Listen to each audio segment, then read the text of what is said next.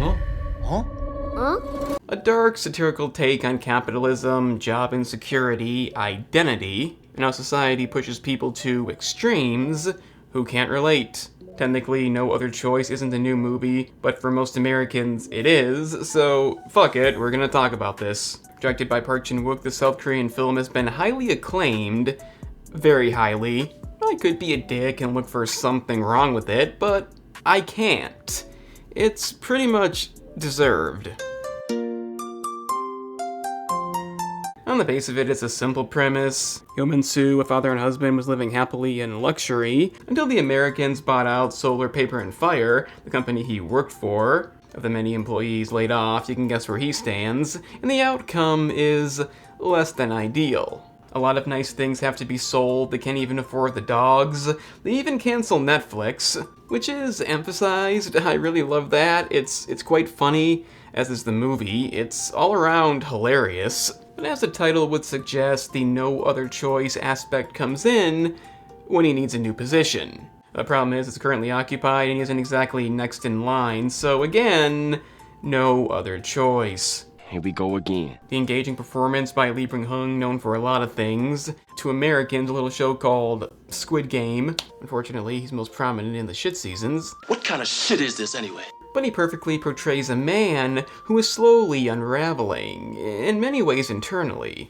It's not done with big speeches, you won't find any of those meltdowns. That's more of an American tactic. Instead, it relies on expressions, many times not that noticeable. You'll see hesitation, in some cases shame, suppressed rage. It really comes across as uncomfortably real, and that's what I like about it. It's like an actual person. I could know this guy. In fact, the term movie character isn't really a thing here. The supporting cast feels equally as real. You get conversations that overlap and feel awkward, sometimes ridiculous, but they still work. And even if a few of them are morally bad, a lot of them are, they still feel human.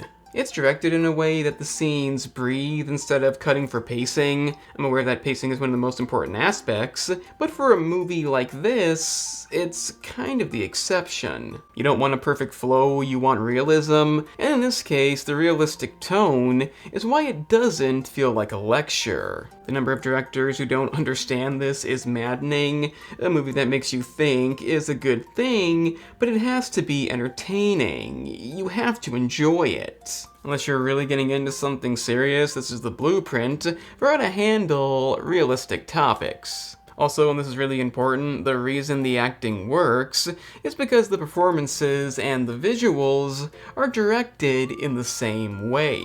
The movie is full of long takes when the actors stay emotionally consistent, emphasizing that realism, and when things do get silent, it's used to enhance the scenes opposed to just dead air. I do want to mention I'm not anti-American, I'm not ashamed to be American. If you are, you probably think you're supposed to be. But the idea at play here, trusting the audience to read behavior, not being told how to feel, we do have that in the West, but we tend to lean toward the spoon-fed method. I think I managed to offend both sides, but when a Korean movie is considered by many to be the best movie of the year, even in America, that's bound to happen. Well, that's the way it goes. Like many Park Chan-wook films, you have standout moments into which I can spoil. I don't see disagreeing, but No Other Choice is different because it's consistent. No weak scenes, it's good all the way through. It doesn't need a big twist or any shift in tone, but it's not the same thing throughout the runtime either. You will commonly question where is it going, what decisions will he make, how is it gonna play out. Even the ending, you're probably not gonna see coming.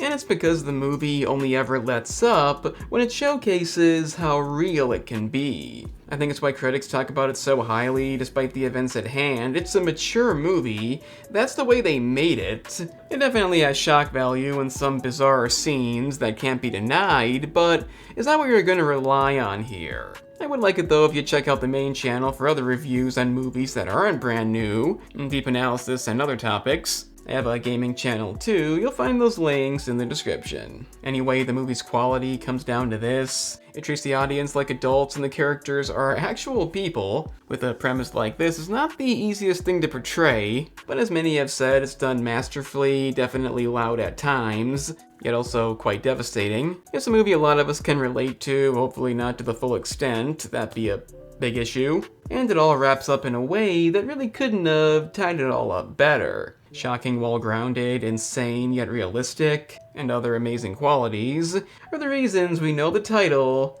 No Other Choice. I think this just might be my masterpiece. So unless you really don't like subtitles, make sure you go see it right away. Like, immediately. Right now. As if it was really the best movie of last year, I don't know, I can't say. I love foreign movies more than American movies, so let me know what you thought about No Other Choice down in the comments. Like the video, subscribe down below, share it if you can, and hit the bell to get notified because recommendations aren't gonna happen. I'm the cinema analyst because somebody has to be.